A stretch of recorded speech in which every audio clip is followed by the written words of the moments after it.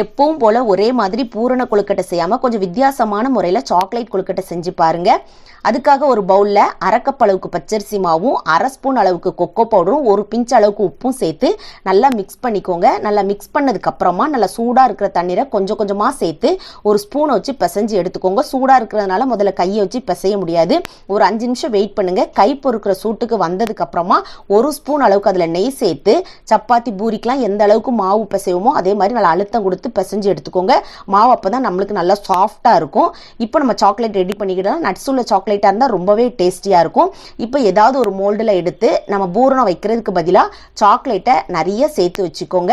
இப்போ அடுத்ததா நம்ம இட்லி பாத்திரத்தில் தண்ணி நல்லா கொதி வந்ததுக்கு அப்புறமா ஒரு 10 நிமிஷம் மீடியம் ஃப்ளேம்ல வச்சு வேக வச்சு எடுத்தோம்னா சாக்லேட் கொழுக்கட்டை சூப்பரா ரெடி ஆயிரும். ரொம்பவே டேஸ்டியா இருக்கும். இந்த வீடியோவை பார்க்க விரும்புனீங்கன்னா கேண்டி ஸ்டோர் தமிழ்ல போய் பார்த்துக்கோங்க. என்னுடைய வீடியோ உங்களுக்கு பிடிச்சிருந்துச்சுன்னா சப்ஸ்கிரைப் பண்ண மறக்காதீங்க.